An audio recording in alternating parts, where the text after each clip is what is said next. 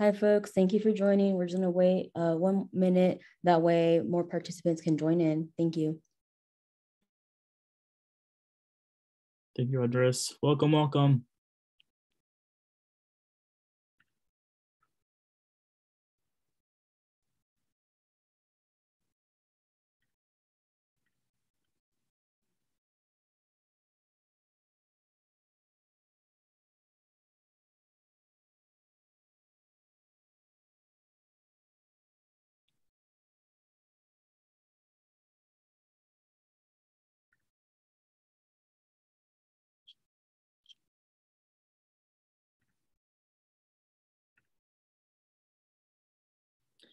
Hello, everyone. I know folks are probably still joining, but right now we can just start off with introductions. But welcome to today's Government 101 and 201 training provided by We Are All America's Opportunity for All table.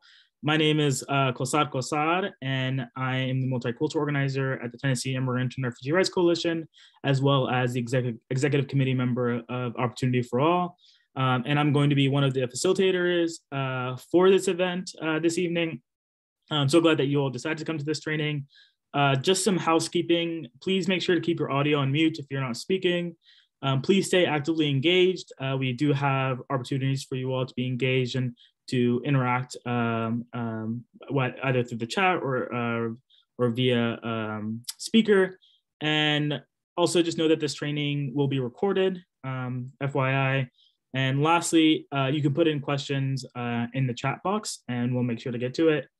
I think we can go to the next slide. So I'm joined by George, Nayo, and Rodrigue as facilitators this evening. Hey, y'all, if y'all can introduce yourselves briefly and then, yeah. Hi, everyone. My name is George Wall. I'm the Western Regional Manager for Welcome America, and I'm based out of Austin, Texas. Hello, everyone. My name is Koku Nayo. I am Refugee Community Organizer for Church World Service based here in Durham, North Carolina. And hi, everyone. My name is Rodrigue Makelele. I'm the Refugee Community Organizer for Church World Service based in Harrisonburg, Virginia. And again, my name is Kosad Kosad, and I'm the multicultural organizer at the Tennessee Immigrant and Refugee Rights Coalition. Next slide.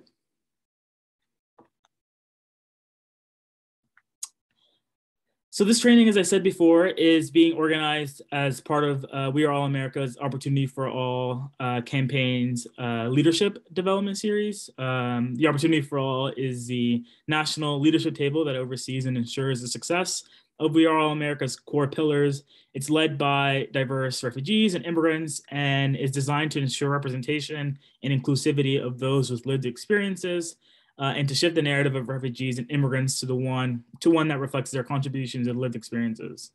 In order to show the resilience, strength, contributions, and innovation that refugees and immigrants bring, we must continue to build the infrastructure for refugee and immigrant power. Opportunity for All empowers local leaders to be part of a collective effort at the forefront of a refugee and immigrant movement.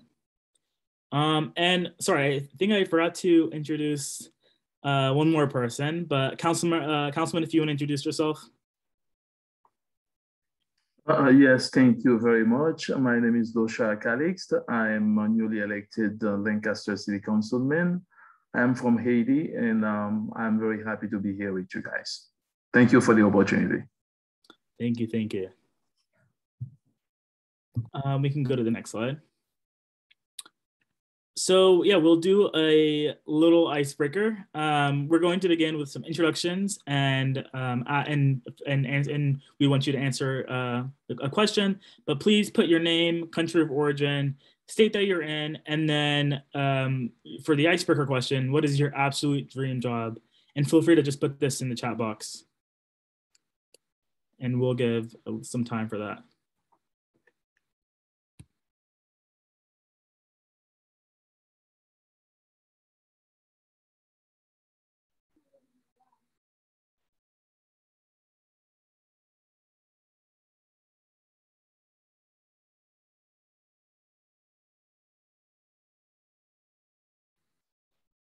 I'll read that again. Just name, country of origin, the state that you're currently in, and then your absolute dream job.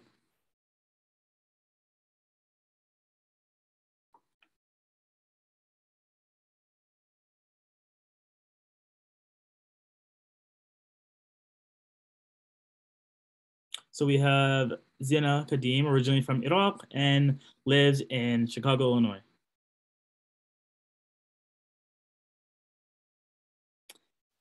Anyone else? We have Neda, originally from Bosnia, lives in Arizona, and currently doing her dream job by working with refugees. We have David Malikyar from Afghanistan, currently in Los Angeles. We have Anahita, who's refugee campaign manager at Turla, country of origin, Denmark, but based in Los Angeles, and dream job is currently doing what she loves as refugee campaign manager. We have Ayuk from Cameroon, calling from Alabama with ACIJ, and dream job is social work. We got Nayo from Togo, lives in Durham, North Carolina, and dream job is refugee organizer. We have Dr. Samia. Thank you, Dr. Samia, for joining from We Are All America from India, and is currently in Florida as refugee navigator.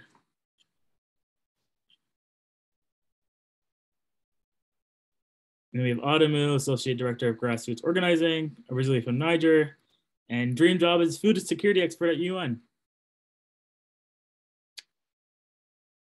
Thank you all. Oh, and then we have Parween from Iraq, living in Texas, working as health navigator, and dream job is to work for the UN. These are some really great dream jobs. I guess now that we've gone to, feel free to continue texting in the chat, but we'll just move on to our goals and purposes. And so I'll pass it off to Nayo, who will be talking to us about the goals and purpose of our time here together. Nayo, take it away. All right. Thank you, Kosar. Hello again, everyone. It is a real pleasure being with you all tonight. Together, we are going to learn how government works.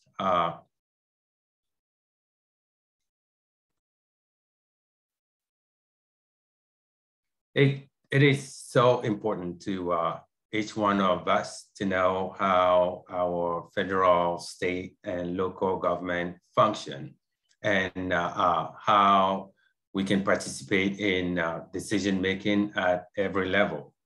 Next slide, please. So this workshop will provide you with the information on how you can navigate local government and be involved in the decision-making process and motivate each and everyone to engage in more civic participation locally. And that is very important to all of us. We need to participate in our local government and bring what we have. And this is like an add-on that, that needs for this, for where we live to be a more inclusive community. Next slide, please. So now, in order to ground everyone we are going to share our experience with the of government in our country of origin, and Kosa had everyone to share their country of origin, where they live now. And we know that we all have like different experiences back in our countries that are not quite what we've seen here. But for me, I think this is just an assumption. So we want to verify that. And there's a lot of work that we're going to do together. So I would like you I would like your help with a Jamboard that we have, a Jamboard activity that we named Where I Come From. So I've seen people from, we read the names from Iraq, from Niger. I am from Togo, people from Cameroon, from all over the place. So the government in all these places are quite different. But if you don't tell us, we don't know. Now, this is why this workshop is going to be very interactive. It's, we don't just want to sit here and talk to you and you just sit on the other side. So we want everyone to really participate in this. So here is the link to the Jamboard in the chat box. So click on the link. That should normally take you to site, the Jamboard site. So I just want to explain this real quick. So with this site that you are on, we have, let's say 1, 2, 3, 4 questions, right, for each pages. But the way you will interact with this is that when you look to your left, right, there are icons, and just below the big arrow, you click on the one that looks like a sticker. Then you would type your answer and hit enter. So now that we explained that, let's get to work.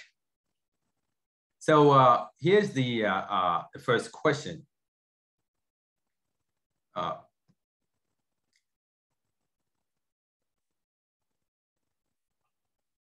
You're over there now?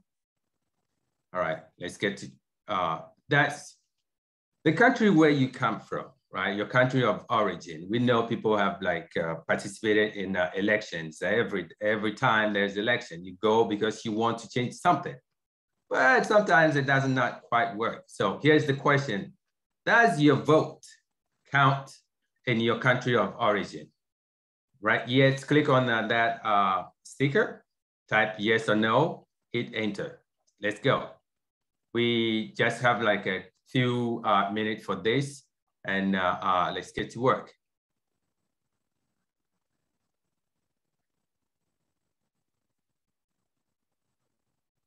Nice, nice, nice.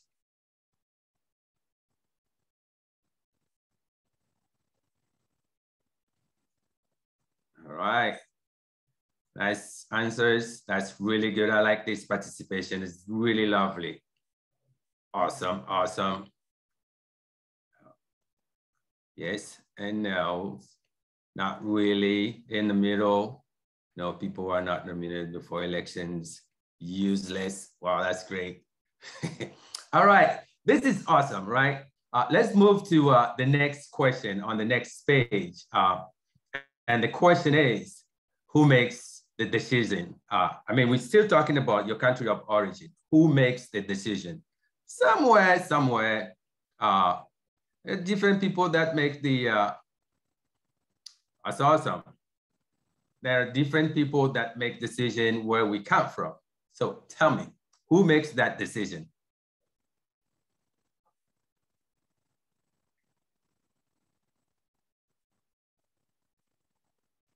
Yep, head of state, the president alone sometimes in some countries. I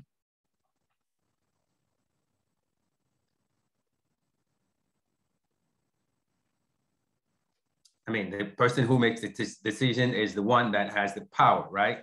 So who makes the decision? Someone says is the head of the state. Small group of people, yep, that's correct.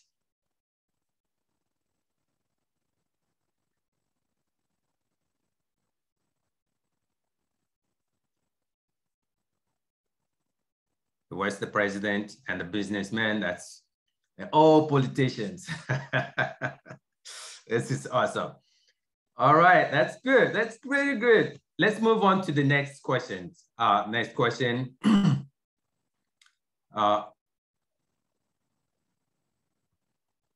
Are elected officials accessible in the country you are from? I am from Togo, and mostly that's not correct.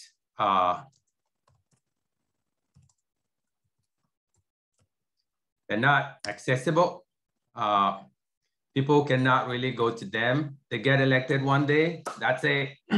It's only when the election is coming that you will know they are your representatives. Otherwise, they're not. Yeah, not really, not at all. Yes, yes, yes, and yes to all those answers.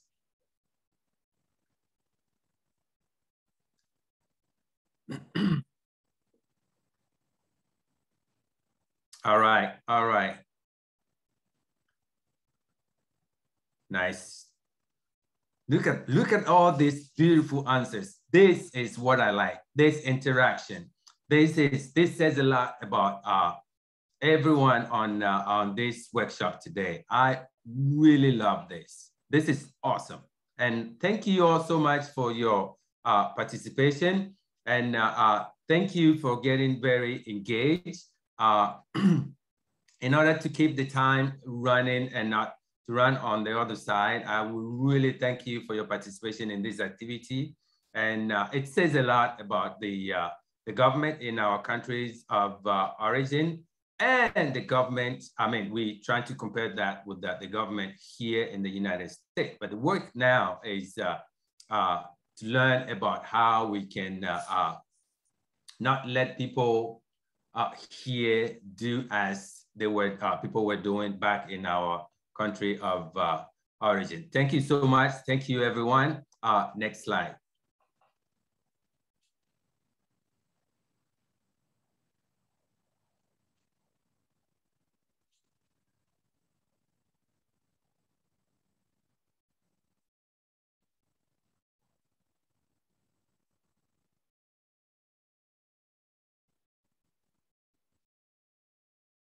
Thank you.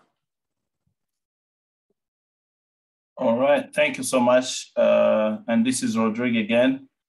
As I introduced myself earlier, and I'll be talking about the federal government and its structures, but also how it impacts our lives on a daily basis. So as we can see here on the screen, so the federal government creates laws basically for the entire country, not only for your city or your states, and also create laws that impact our lives as the whole nation. So it holds the most power of any level of the government and oversees everything from military to healthcare and so forth.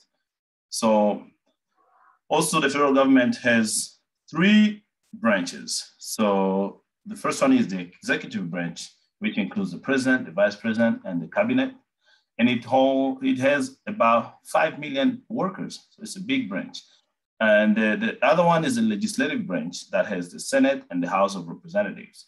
And the third one is the judicial branch that has the Supreme Court and the other lower courts. And next slide, we'll be talking about the legislative branch. So every society needs laws. So, and in the United States, of course, the power to make laws is given to Congress, which represent the legislative branch of the government. So Congress is divided in 2 groups. There is the Senate and the House of Representatives.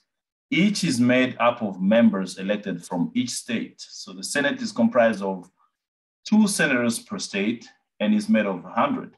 So for the 50 states, each one having 2 seats. And every person in a state can vote for both their senators. The House, on the other hand, is based on population, which is a total of 435 members. So the structure of the 2 houses of Congress was the greatest debate during the Constitutional Convention. So dividing representatives both equally and based on size, the founding fathers were able to ensure that each state had a say in the federal government. And the legislative powers of the United States Congress are explicitly stated in the Constitution. So what they can do and what they cannot do. And it basically has 18 specific enumerated powers beside the power to make laws. Some of the most significant powers of the Congress include like declaring war, levying taxes to be spent to benefit the general welfare and the common defense. So oversee the expenditure of public funds. It has the power to borrow money, coin money, regulate commerce within and between states and other nations, and Native American tribes, for example. It has the power to impeach and try federal officers. It has the power to approve treaties negotiated by the executive branch, and it can also approve presidential appointments. Next slide, please. So what is a Congress district or congressional district? So congressional districts are the 435 areas from which members are elected to the US House of Representatives. So that means after the appointment of congressional seats among the states, which is based on the decennial census that happened in 2020, where they count population, each state with multiple seats is responsible for establishing congressional district for the purpose of electing representatives. So each congressional district is to be as equal in population to all other congressional districts in a state as much as practicable. So these boundaries and numbers shown for the congressional district are those specified in the state laws or court's orders establishing the district within each state. So why should we care about district? Well, so the location of district line decide which voters vote for which representative, and changing the lines will change the relevant voters and can change their identity, the allegiance, and the political priorities of a district's representative and of the legislative delegation as a whole. And I remember in Virginia here, when we're doing state level advocacy, I figured out that my representative was different from the one that I knew before, probably because of the redistricting that happened not that long ago. So if you go to the next slide, we can talk about the executive branch. So the executive branch is made of the government and is headed by the President of the United States, currently President Biden. So he also acts as the head of the state in diplomatic relations and the commander-in-chief for all branches of the armed forces. The president is responsible for implementing and enforcing laws written by Congress by signing them into law. So the president can also veto bills or stop them from being passed. So further, he appoints the heads of federal agencies, including the cabinet, to ensure that legislation is executed. And lastly, the president can also issue executive orders, which tell the federal agencies how to enforce a specific law. After him comes the vice president, and for instance, nowadays is Vice President Kamala Harris, who is also part of the executive branch, and she must be ready to assume the presidency should the need arise. And as the next in line, succession, she can become the president if the president dies or is incapacitated or is unable to do what he's supposed to do, or if the impeachment occurs, and we heard about many scenarios about impeachment in the last couple of years. So the vice president can also vote on Senate specifically to break tie if if the vote is equal, so she can break tie. So if we go to the next slide, we're gonna see what the cabinet is made of. So the cabinet is the president and vice president's closest advisors. So it's made out of the leaders of the 15 executive agencies. And as a key part of the executive branch, those agency department are all the way from developing, enforcing, and overseeing the voluminous rules and regulations currently in force in the United States. So this cabinet is like the administrative arm of the president of the United States. The executive departments make up the presidential advisory cabinet. And all of them are known as secretaries. and are appointed by the president, but have to be confirmed by the state, the Senate. And so among the things that they do is advising the president on any subject that he or she may require relating to the duties of each members of representative, respective offices. And on the next slide, we're going to see the composition of the cabinet. So today, President Joe Biden's cabinet includes Vice President Kamala Harris and the head of 15 executive departments, the secretaries of Agriculture, Commerce, Defense, Education, Energy, Health and Human Services, Homeland Security, Housing and Urban Development, Interior, Labor, State, Transportation, Treasury, and Veterans Affairs and Attorney General. And additional to that, we have also including the White House Chief of Staff, the U.S. Ambassador to the United Nations, the Director of the National Intelligence, and the U.S. Trade Representative, as well as the heads of the Environmental Protection Agency's Office of Management and Budget, Council of Economic Advisors, Office of Science and Technology, Policy, and Small Business Administration. So next thing is the judicial branch. Next slide, yes, please, thank you. The judicial branch is made up of the Supreme Court of the United Nations, the nations, and the law. So the laws of the United States are complex, as you know, that needs a lot of work to only understand them. As a big country, of course, at times, they are vague, sometimes they are very specific, and they can often, be confusing. So it's up to the federal judicial system to sort out this web of legislations and decide what is constitutional and what is not. So it's the Supreme Court is made of 9 members that are appointed by the president and approved by the Senate. And if there's any vacancy, like now we have one of the high judges who is trying to retire. So the president is proposing to appoint an African-American lady who's gonna be taking over, and that has to go through the Senate for approval. And then that would be the process, the normal process to them. So we do not vote for Supreme Court members, but we also participate in that by voting the people, like in the Senate or in the House of Representatives, who have to approve them in case there is a vacancy. And if a case is challenged beyond district court, for example, and cannot find a solution, it can move to the Supreme Court for a final decision. So I think that could give you a quick, overview of the federal branch, the federal government. And so we can go to this fun exercise on the next slide, which is engaging with the federal government. And so we are going to engage on several issues and see where we can engage on them. And this is a Jamboard that has issues identified and different branches where we can all engage. So you just have to select each issue and place it under a specific branch where you think that it makes more sense to engage in.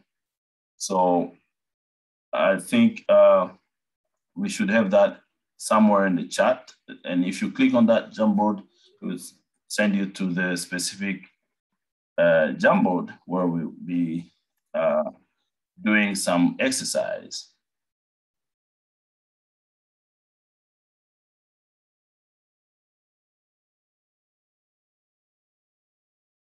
So as you may see in this in the screen here, we have several issues. We have the issues that come from abortion, crime and justice, Muslim ban, refugee admission number, Afghan Adjustment Act, the LGBTQ issues, refugee ban, education, foreign policy and so forth, Title 42, which prevents people to come in and seek asylum from the border because of health reasons.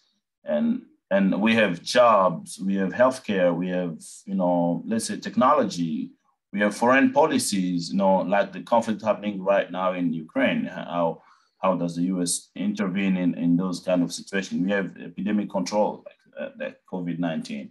So I want you to select any of the issues and think and drop it where you think that it makes more sense. Do we have to engage on these issues with the president, or do we have to engage with the senators and House representatives, or do we have to go to court, the Supreme Court, for this specific issue? So let's see what we get here. You just drag and drop anywhere where you think they make more sense for you to be, addressed.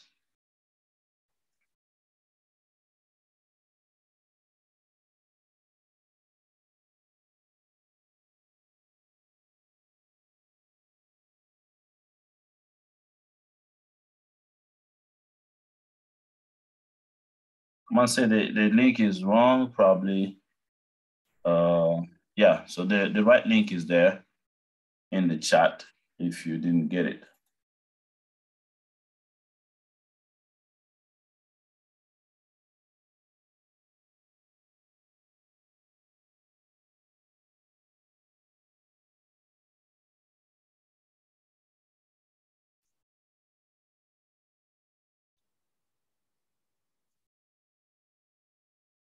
It's awesome. Yeah, and you can put it between two branches if you think that they can all work on all those areas.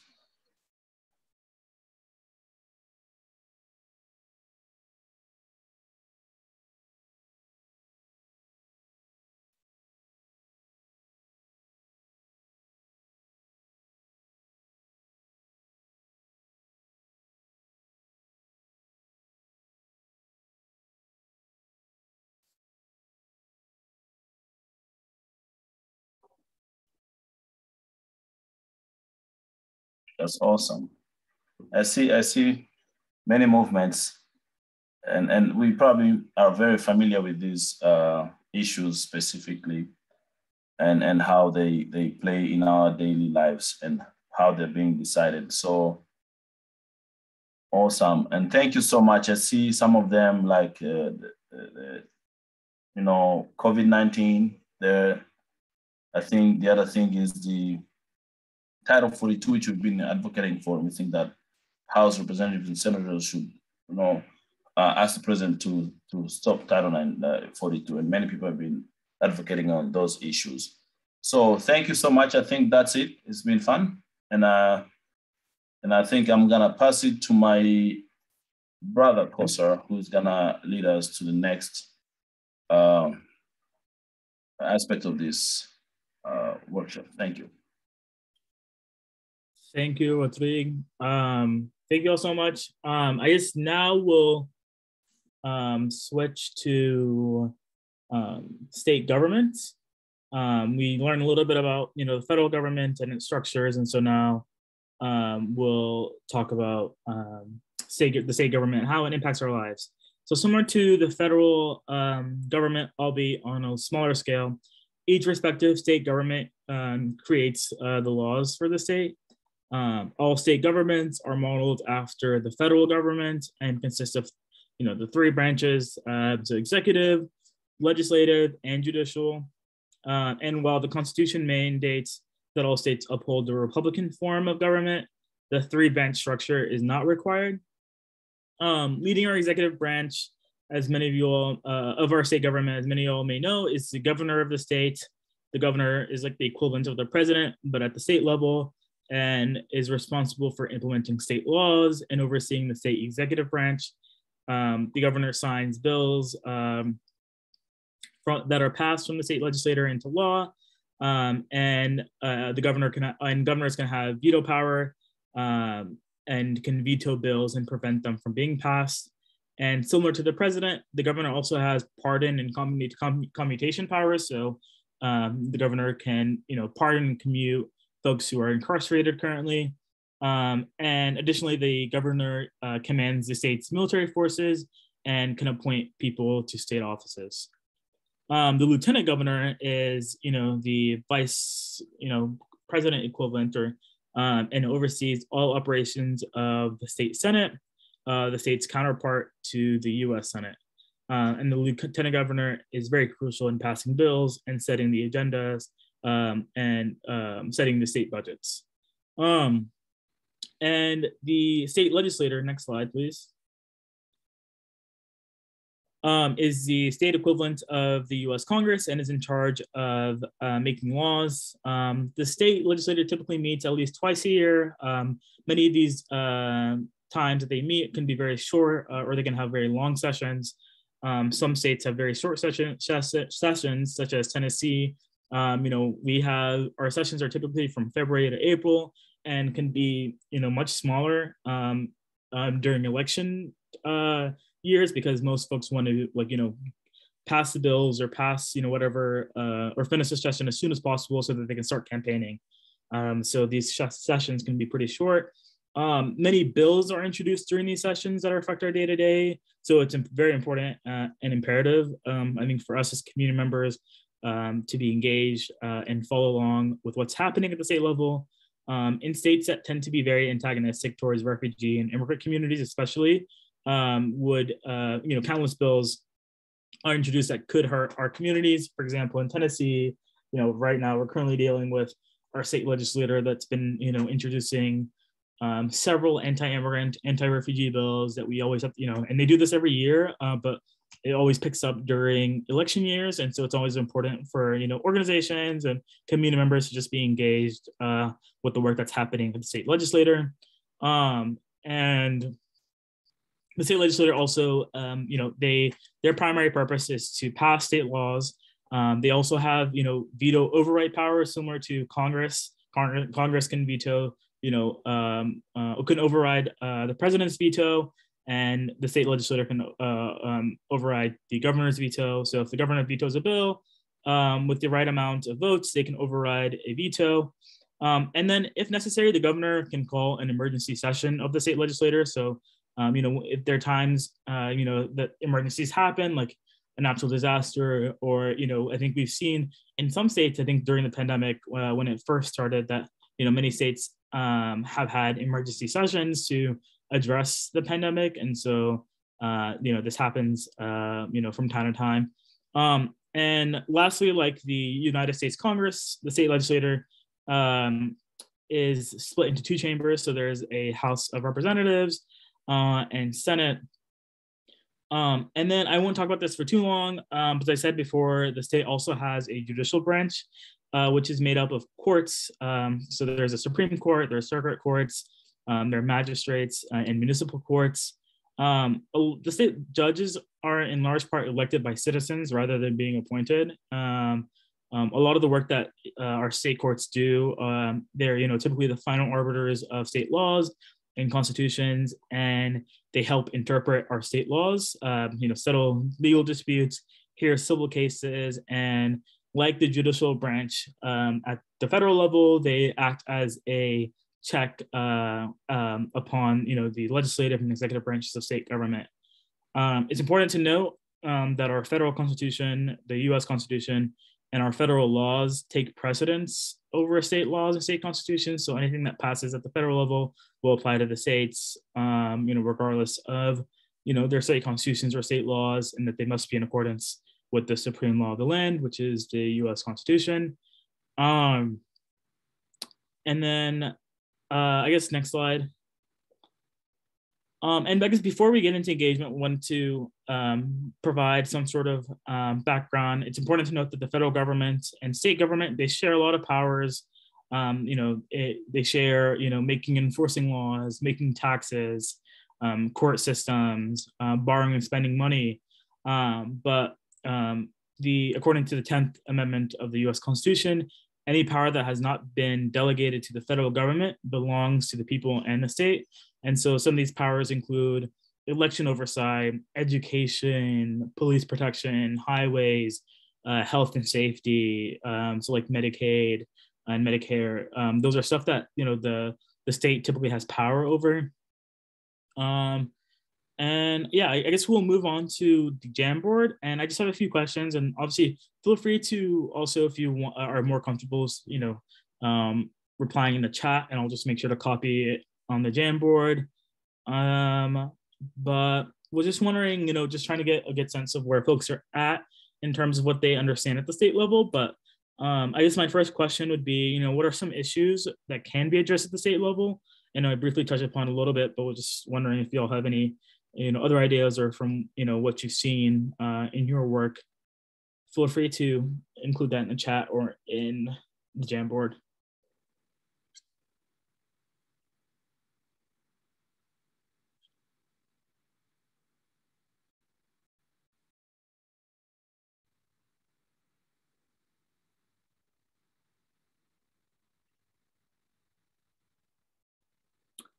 So public transportation,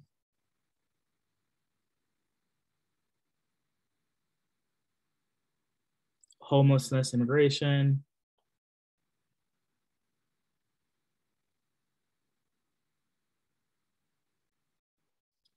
education, local refugee and immigrant policies. Yes. I'll write these down on the.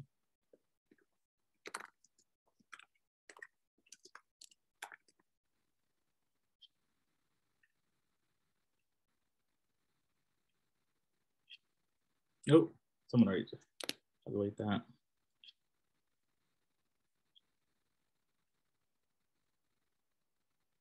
Anything else?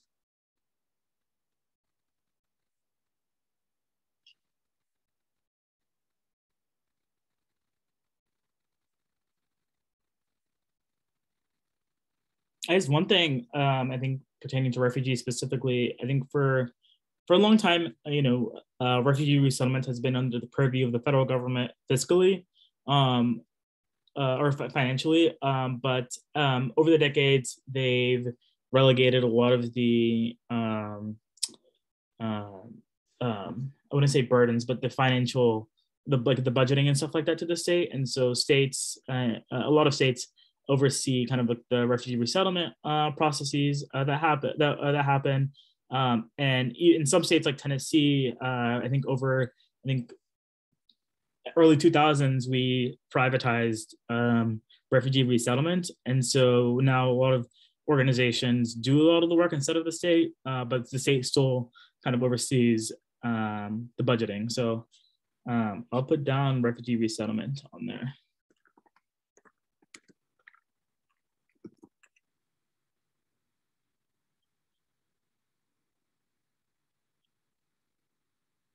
But these are really good.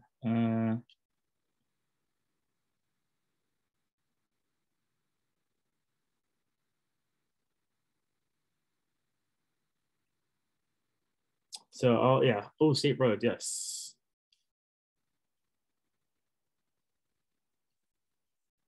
So we have Medicaid, public benefits, education, workforce development, public transportation, local refugee and immigrant policies, refugee resettlement, homelessness and immigration, health insurance, housing, private sector investments, law enforcement, state roads.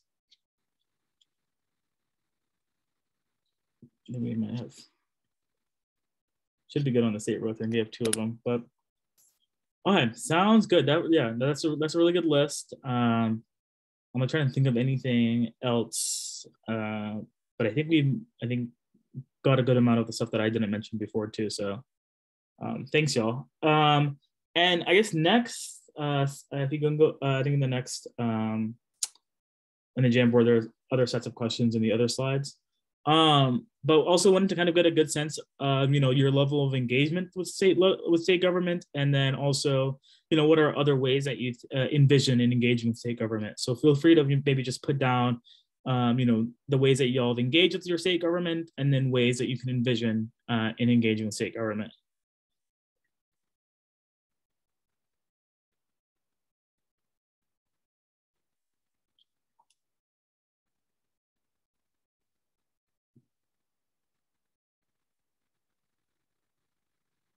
Also, feel free to put it in the chat too if you're not comfortable. Yeah. Thanks, Andres. Yeah.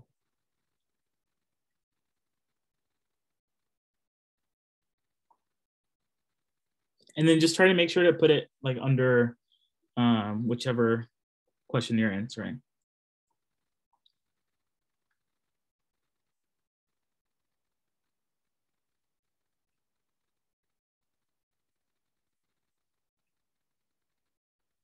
With David that said, by way of my local representative. Yes.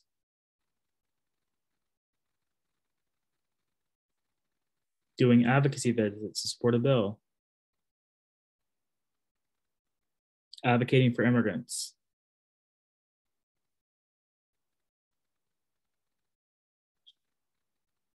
In district meetings.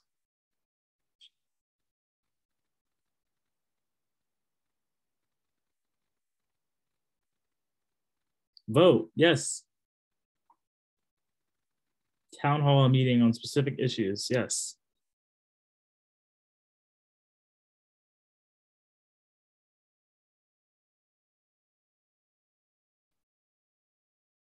Asking for a resolution. Neighborhood council.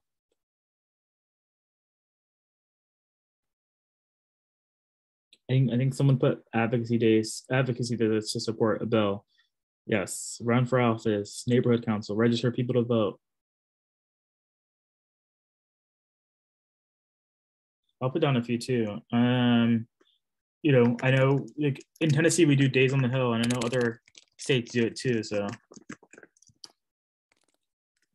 Days on the Hills. We have, you know, attending committee hearings. I think that's very, you know, many of these bills are heard in committees, and you know they're open to the public in large part, but you know not many people from the public show up. So it's important to show up.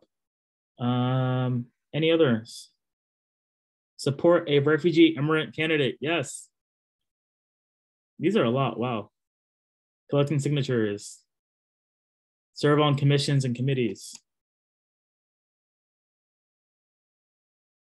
Oh wait, someone, you can move that. These all sound really, really great. I'll read them off, and then after that we can move on. But wow, this is a lot. So someone put down asking, so for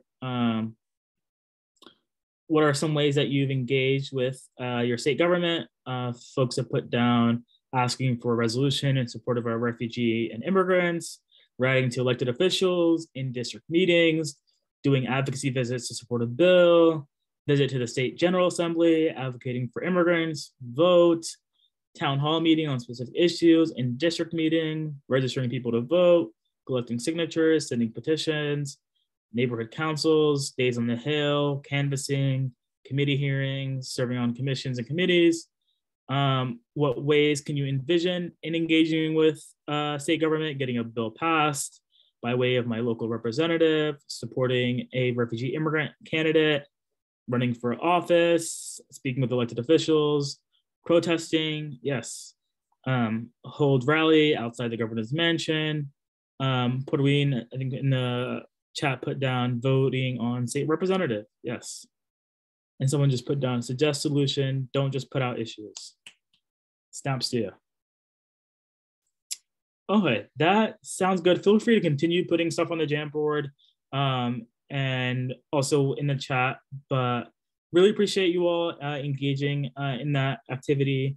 And now I'll pass it off to George, who will talk about the structures of local government. But thanks all. Thank you, Koshar. So next, I'll provide an overview of local government.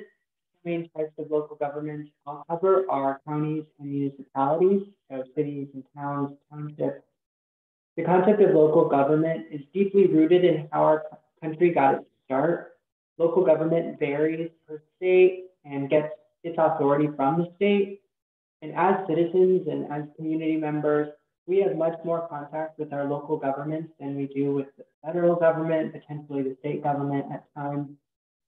So diving into the county structure, counties are the largest units of local government, numbering about 3,000 nationwide. Counties have court systems and jails, libraries and museums, health departments, airports, and animal control facilities. Counties also help provide social services such as Social Security and SNAP, programs that are funded also by the state and federal government. Counties generally cover more territory than cities and may in fact have several cities within their boundaries. So local governments serve three primary functions: health and safety, welfare, and housekeeping. In the area of health and safety, that includes police and fire protection, immunizations for contagious diseases, hospital services, and local roads. In the area of welfare, it includes education, libraries, museums, parks, recreational facilities, and mass transit, which also fall under local control. And for housekeeping functions, keeping records of births, deaths, marriages, and property transfers are some of the county functions. So there are 10 officers in county government, 9 of whom are elected. In counties with populations of 70,000 or less, there are typically 3 elected commissioners who manage the affairs for the county. In counties larger than 70,000, 5 commissioners are elected. So the county officers are elected for 4-year terms, and other elected positions include a clerk who keeps records and documents of the county, a sheriff who is the head law enforcement officer, a coroner who determines the causes of death, a treasurer who receives and pays out all of the county money, and a few others. Next slide, please. So next we'll cover municipalities, which again include cities, villages, boroughs, towns, townships, and they number just under 36,000 in the United States. Often called city government, municipalities provide services such as police and fire protection, parks and recreation, streets and sewers, among others. A city is a unit of government that has certain rights and responsibilities to its citizens. Cities collect taxes, make contracts, provide services, and make laws, have ordinances for the health, safety, and well-being of its residents. The elected leaders of a city are the mayor and city council members. In some cities, people elect the mayor. In other cities, the council member is elected by their fellow city council members to be mayor. Only in large cities is the mayor a full-time job. The mayor and city council members make policy decisions about the way the city is run. People who carry out the policy decisions of the city council are not elected. They are hired employees of the city. The city council hires a city manager, a city administrator to manage the daily operations of the city. And they, in turn, appoint department heads who are responsible for activities within their departments. So that includes public works, finance, planning and building, parks and recreation, public safety. Another entity at the local municipal level is the school board. School boards determine educational programs, adopt textbooks and discipline codes, create a yearly budget, and establish a school calendar, among other responsibilities. And as voters, we are able to elect our school board members. So next slide, please. If you all wouldn't mind clicking on the link, or I shared it in the chat, copying and pasting that into your web browser or whatever device you're using to attend this, that would be great. Thank you, Andres. So first, to test it out, we will just be asking you all again where you're calling in from. So once you're able to get on, feel free to drop a pin on the city or state that you're calling in from. Great. So I know that we had said Durham, Texas, there's Tennessee so far. You know, Arizona's on there. I'm currently in Austin, Texas myself.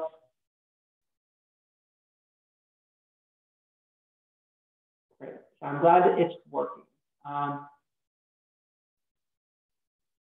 So I will move it into our next slide. And so the next question is, if you talk to 10 different people, you might get 10 different definitions of civic participation. So I'd like to hear from you all. What does civic participation mean to you? I know that we've kind of discussed. So feel free to type in your answers into your devices, and hopefully it'll pop up.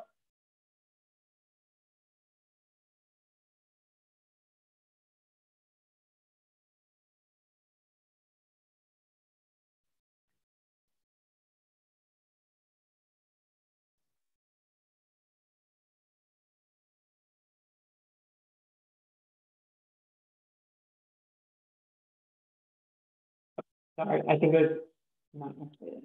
Okay.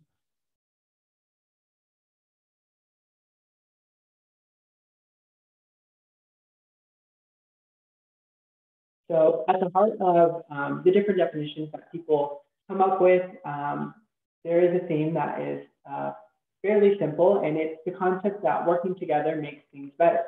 So people can work together to make things better in many ways. And I think that's one of the great things about how being able to use one's voice, exactly. I think it all kind of goes into the idea of civic participation. And it's unique. There are pretty standard, forms of civic participation, but I think it is unique to each individual. Being involved in the way decisions are made in your locality, engaging in our government, those are perfect examples of what that means to you. So next slide, please. Okay, I made sure to activate it this time. So when we think about civic participation, one question comes to mind. Who can be involved? So please answer whether you think the following statement is true or false. Anyone and everyone, including citizens, legal permanent residents, refugees, and even undocumented residents, can participate in some form of civic participation.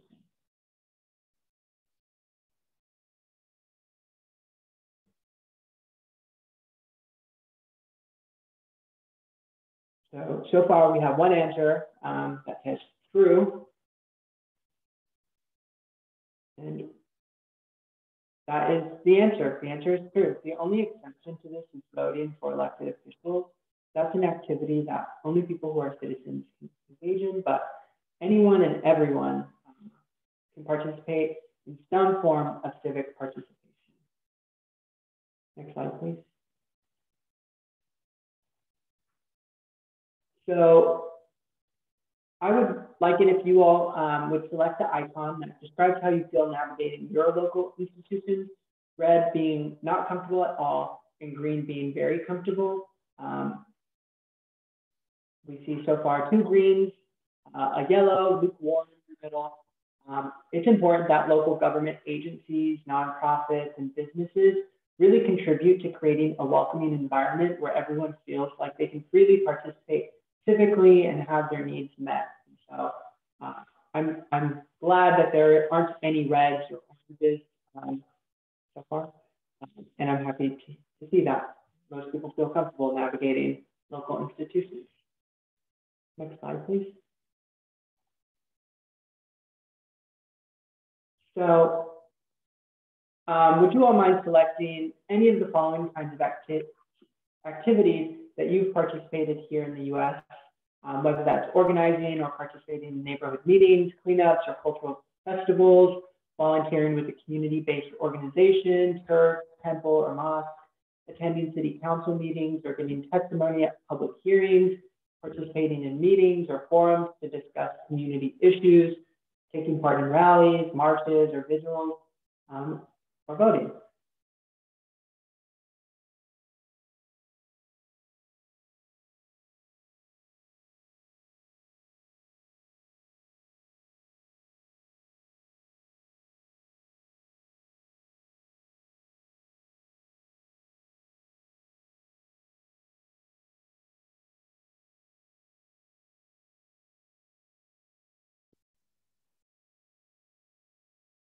So like you might know, there is a full range of, there we go.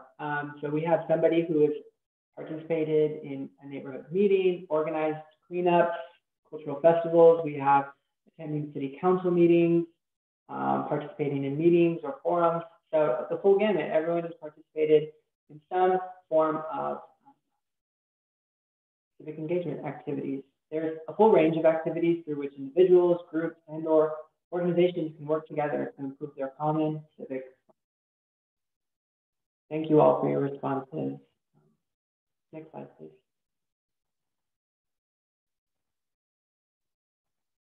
So with this one, can you all select which of the following you think are examples of civic participation in local communities?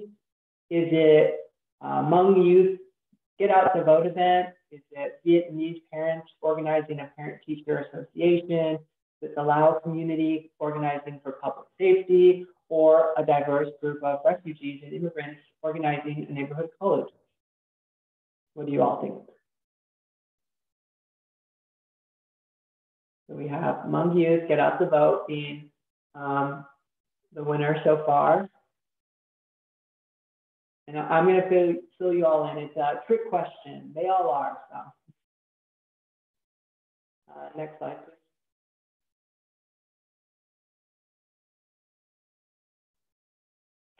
So refugee communities face many barriers to civic participation in the U.S. Some common themes include, fear of involvement, limited knowledge of the system, lack of time, limited English proficiency. So in your opinion, what are some of the most significant barriers to civic participation? So lack of knowledge of the system, language access, lack of community education.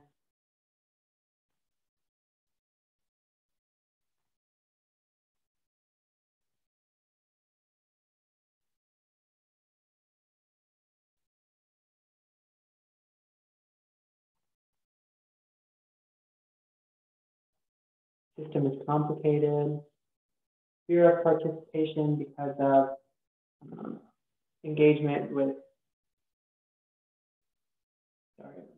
government in country of origin, information accessibility, having to speak in English. Thank you for sharing all of this. This is incredibly insightful. I think we will now take it to our final slide. And so local governments need to understand the refugee communities, multiple communities' experience with, definitions of, and attitudes toward civic participation. They'll need to talk to people, listen, and try different approaches to see what works best for their communities. And so my final question is, what are some important issues affecting you and your community that could serve as a focal point for civic participation?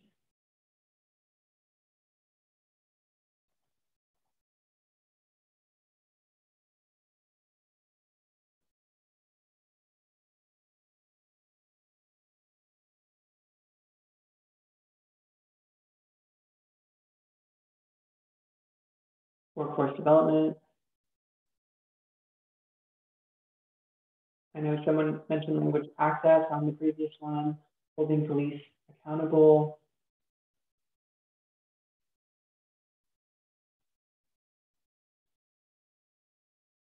Language barrier, not enough education about rights, housing for low-income families, access to employment, food insecurity, language barriers. Thank you all so much. Homeless population, lack of services, getting affordable housing. We've seen that come up as a huge issue in many communities across the country. Immigration status being another one, a big barrier. Well, I really like to thank you all for participating and bearing with me some of this technical difficulties. So I really appreciate you taking time to hear the local government structure. And so now I'm going to pass it on to our guest, Councilman Lashard Khalid from Lancaster, Pennsylvania, to inspire us and share some best practices about engaging with. Thank you very much. And I realized that a lot of things that I would say in my presentation have already been told. So you guys already covered a lot of things that I was going to say. But anyway, it sounds really interesting. All the presentations are great. Once again, thank you for the opportunity to take part of this workshop. So this is a little bio of my, this is a little bio about me, but I don't really like talking about myself.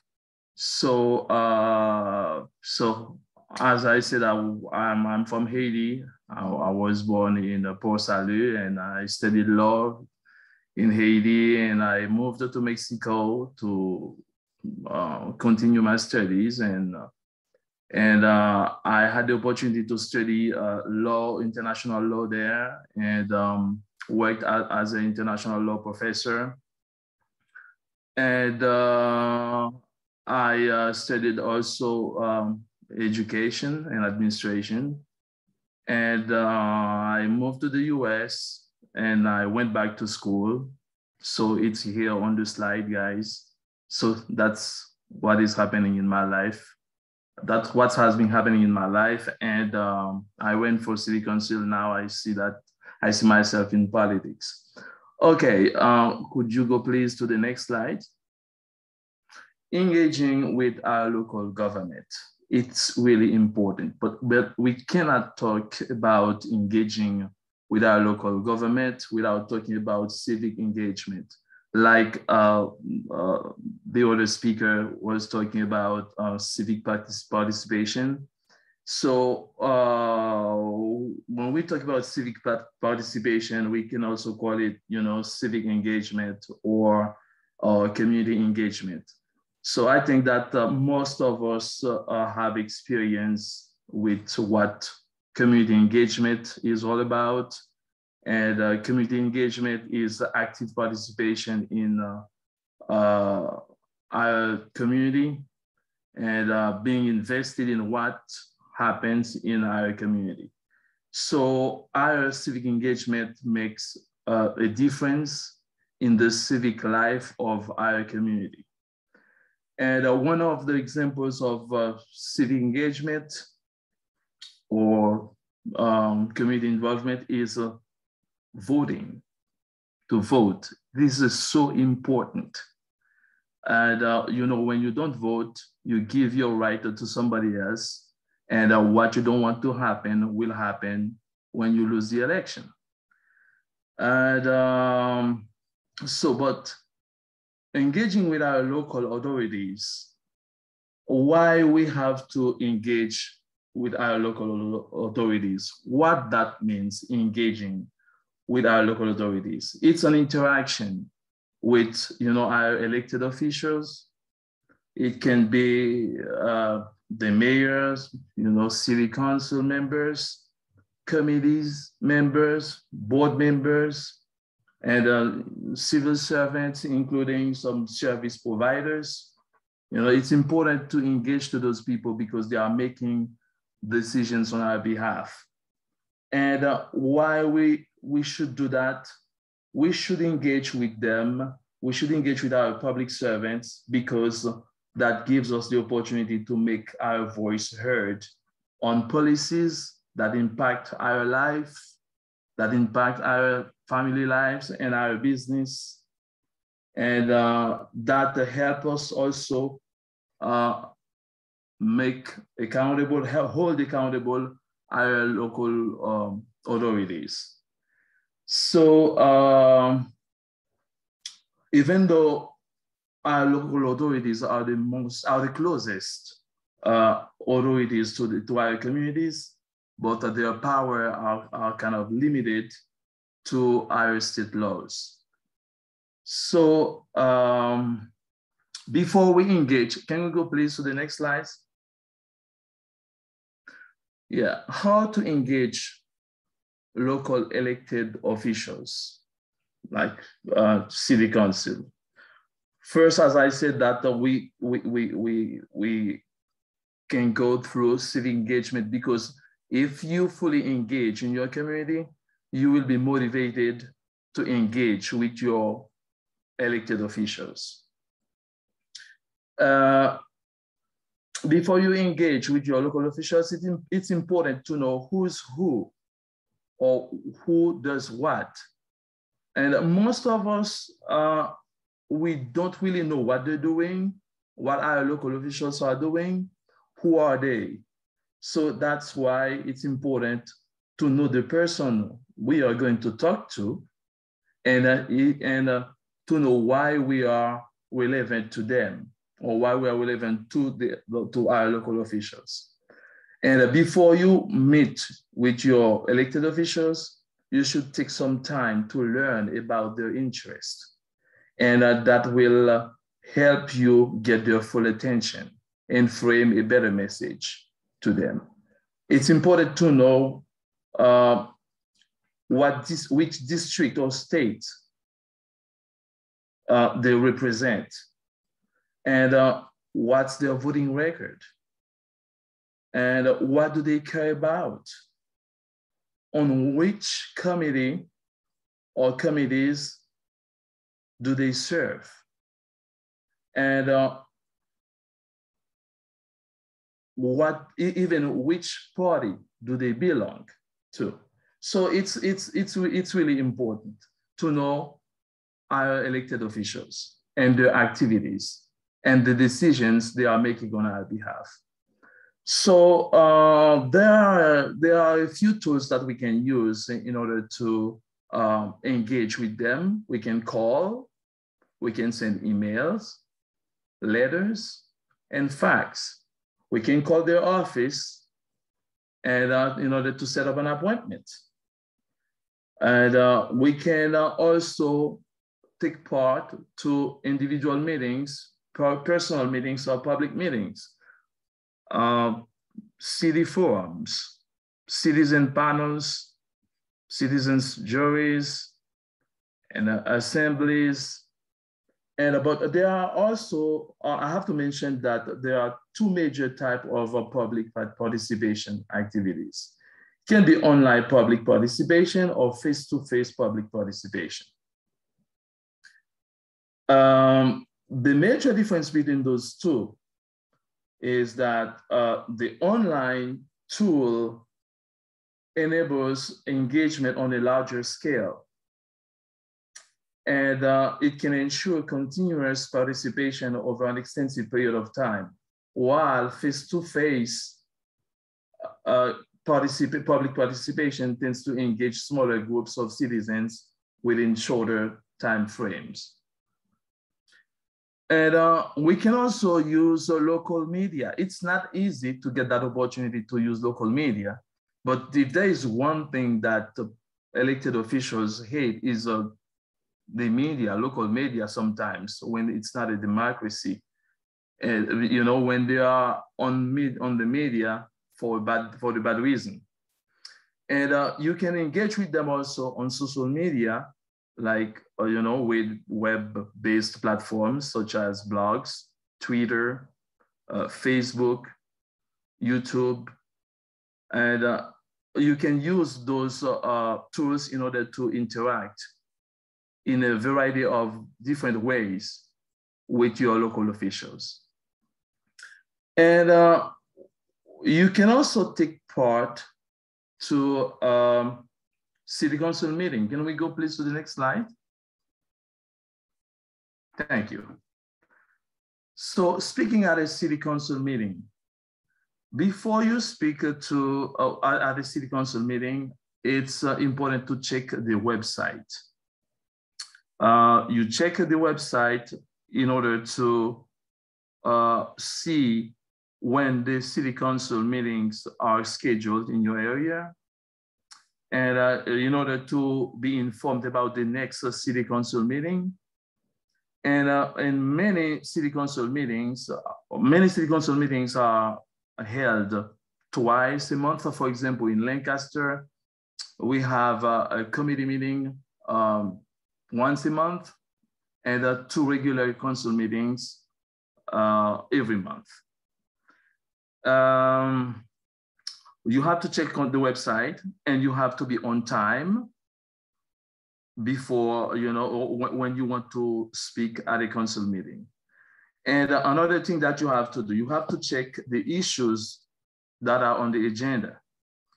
And you check the issues that are on the agenda for the meeting in order to see what's being discussed. And when you are at the meeting, you can sign up, you can sign up ahead of time, or you can raise your hand when the public comments are open. But for example, at Lancaster City Council meeting, they require you to introduce yourself, you know, by saying your first name, last name, and your address, so just to give it for the record. And you should make sure that your communication is simple, concise, clear, and you go to the point, because time is critical. It's very important to know exactly what you're going to say and to control the time, because you want to be respectful to the other participants if somebody else wants, to speak at the meeting. When you check out the issues that are on the agenda, you can pick a topic you have concerns about for your public comment. And you can think about issues you or members of your community have experienced that you can address at the meeting. But be sure that you are informed, because you don't want to raise questions that you aren't prepared to answer. It is very important. And you should know your council members and their activities, what committees they are working on, and what ordinances, resolutions, bills they are voting on. For example, in my case, I chair the personnel committee, and I work on 2 other committees, which are the community developing committee and the public works committee. So it's also important to end your comment on time. For example, at the Lancaster City Council meeting, we allowed the participants to speak for 3 minutes. But sometimes they go over 3 minutes. But but we try to respect the time, because it's really important. Can we go please to the next slide? Now, how to connect to local government, joining boards and commissions within the city. First of all, what is the difference between boards and commissions? Board and commissions. So a board, just give me a few seconds. A city board represents an active subset of city governments. Boards are continually being created to advise on new issues, and boards cease to exist after their purpose has been served. And the commission, the system of commission is intended to be representative of and responsive to the communities they serve. So boards and commissions play an important role. They serve in an advisory role, and they help to direct a policy by making suggestions and recommendations to their local elected policymakers and government management. And they are vital part of the city government. Board and commissions application. So how do you apply to be a board member or a commission member? So you can apply by sending your resume and fill out an application to the mayor's office and send it to them and submit an application to the mayor's office. And applications are reviewed by city council members and approved by the council at a regular meeting, at a regular council meeting. And the nominations and all the appointments are made by the mayor, and they are reviewed by the council members. And sometimes some nominations are made by the council. Just give me one second. Okay, so the City Council reviews and confirms appointments also at a regular scheduled meeting. And but sometimes it is not required to attend the City Council meeting in order to be questioned sometimes when it's on a reappointment, because some board members can be reappointed. What do board and commission members do? Boards and commissions members deal with virtually every public policy area and interact with every city agency. So if you want to engage with local government, being a board member will give you the opportunity to make your voice heard in our city government. Serving on a board or commission is a very rewarding way to get involved in and serve your community. City boards and commissions provide advice to the city council, and the important work they do ensures community involvement and accountability in government operations.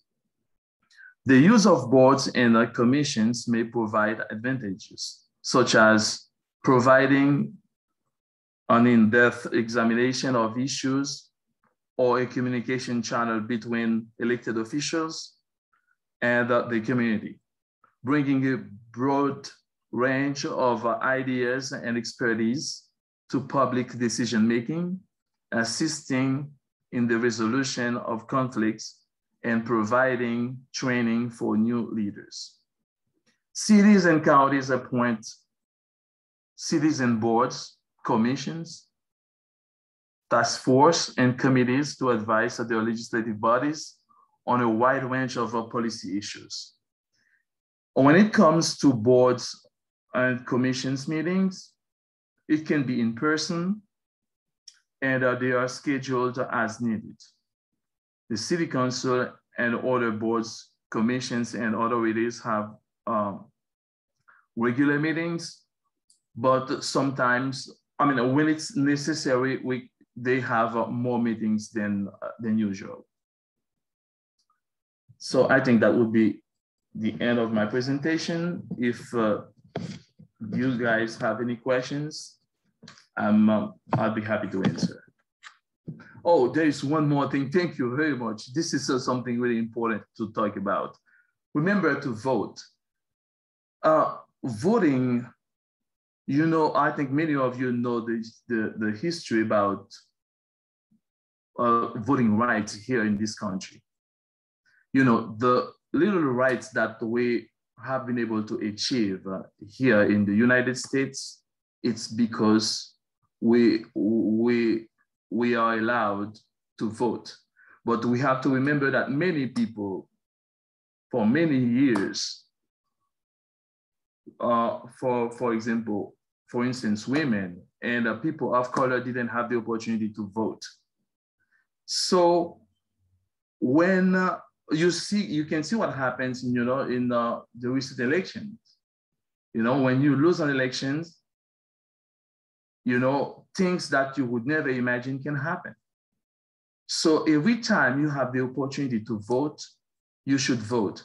And many people ignore, don't care about local elections, state, local elections, because they say they only vote in general elections, in presidential elections, while the local authorities are the closest to the community.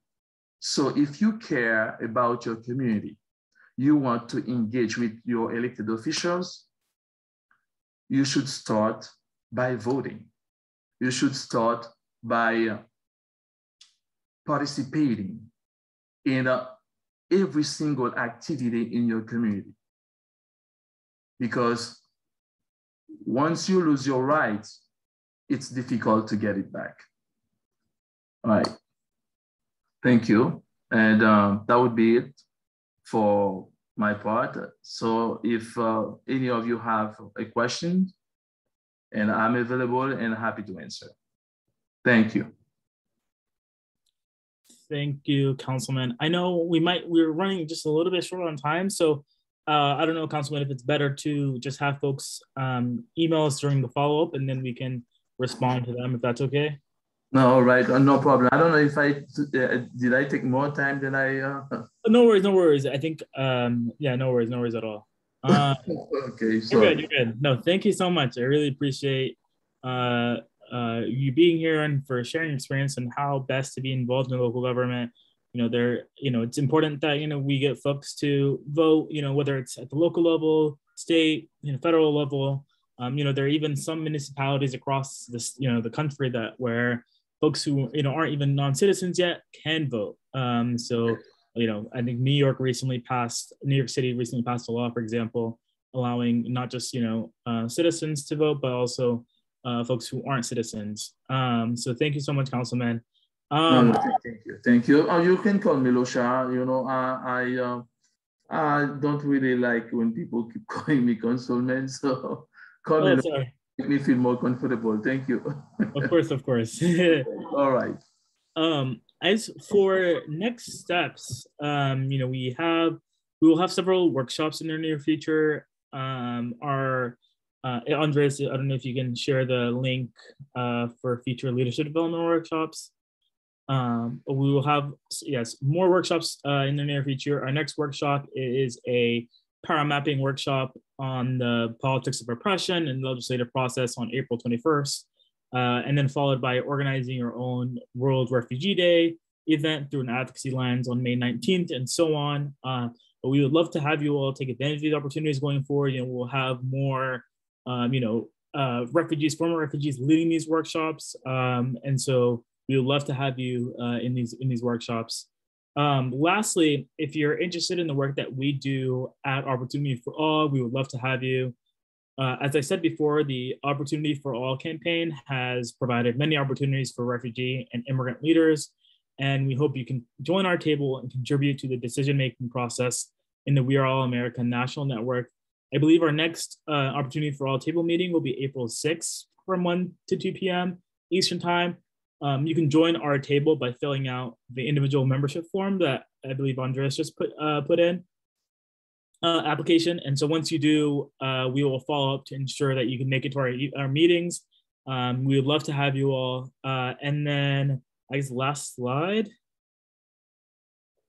Thank you. Thank you for joining us this evening. And we hope you can take some of the things you learned today from the workshop as you begin engaging in the civic engagement process. But thank you all so much to the panelists, to our speaker, to the, We Are All America for an Opportunity for All table for doing this and for hosting this. But have a great night, and we will see you all at the next workshop. Thank you so much.